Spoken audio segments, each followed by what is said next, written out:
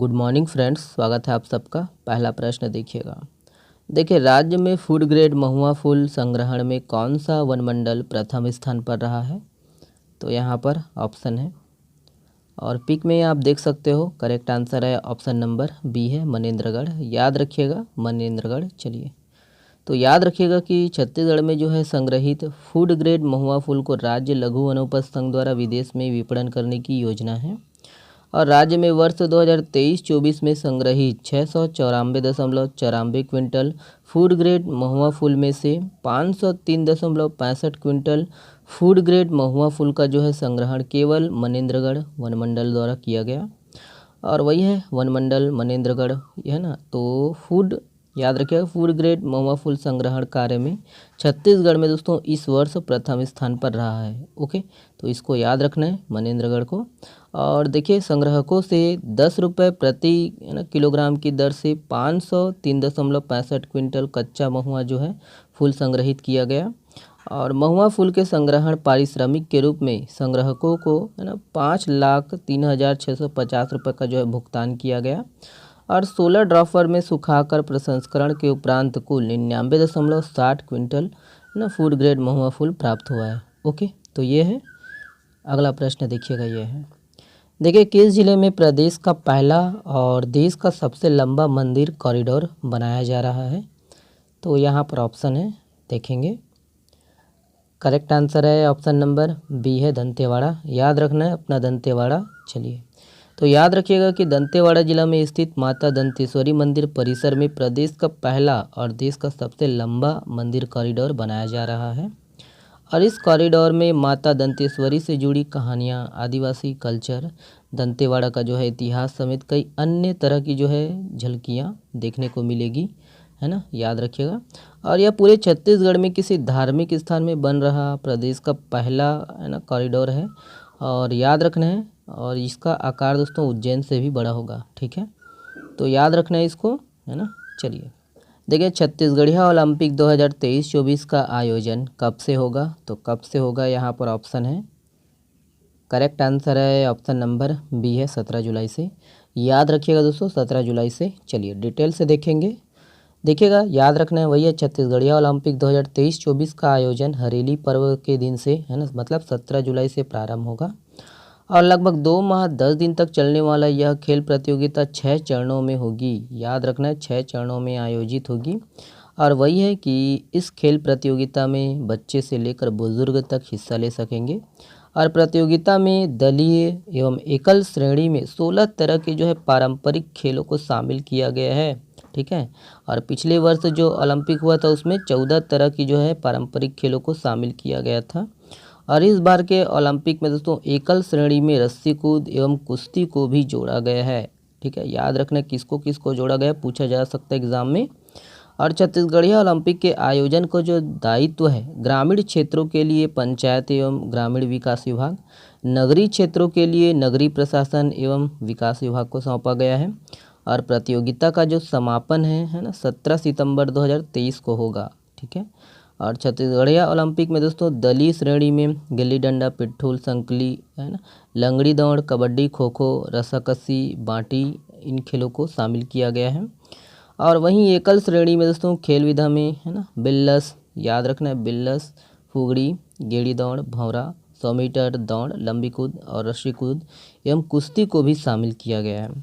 और छत्तीसगढ़िया ओलंपिक का जो आयोजन है ग्रामीण एवं नगरीय क्षेत्रों में सबसे पहले, है ना, राजीव युवा मितान क्लब स्तर पर प्रतियोगिता 17 जुलाई से 22 जुलाई तक नॉकआउट पद्धति से किया जाएगा, है ना। याद रखना है। और दूसरा जो स्तर है जोन स्तर है जिसमें, है ना, 8 राजीव युवा मितान क्लब को मिलाकर एक क्लब होगा और इसका भी आयोजन जो है, याद रखना है, इसका आयोजन 31 जुलाई तक होगा, ठीक है।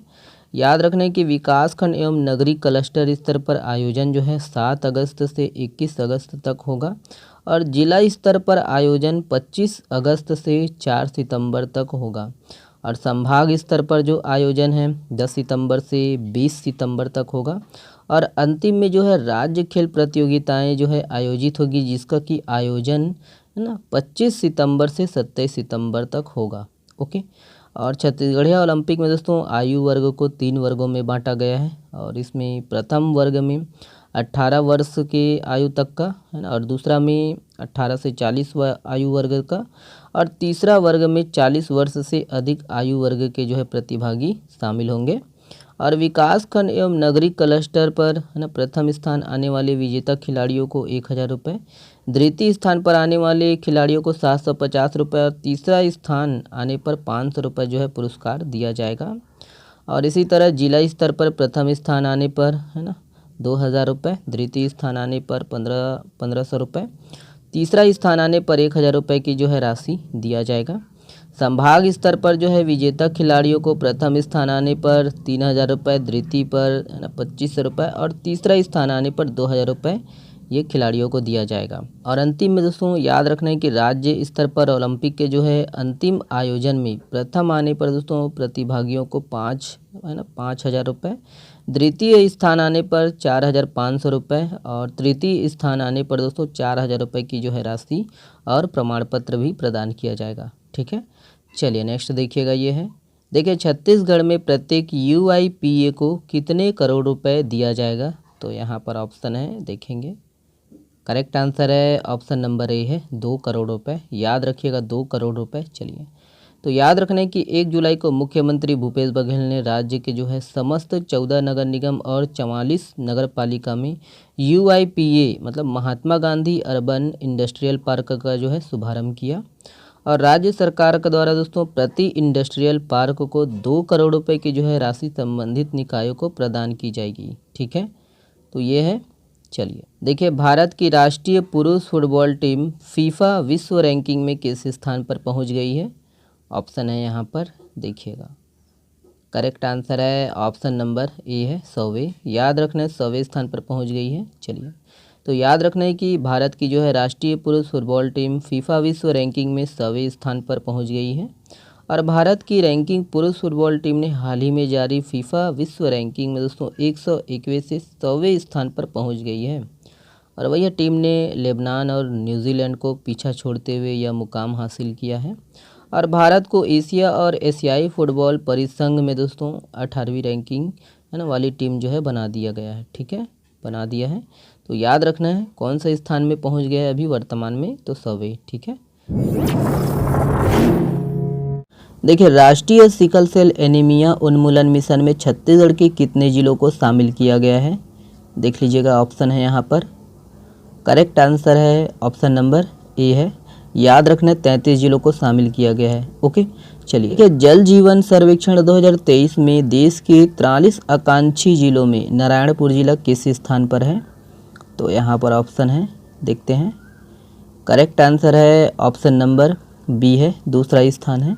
याद रखिएगा दोस्तों, दूसरा स्थान है। ओके, देखिए छत्तीसगढ़ राज्य औद्योगिक विकास निगम का अध्यक्ष किसे नियुक्त किया गया है? तो किसे नियुक्त किया गया है देख लीजिएगा।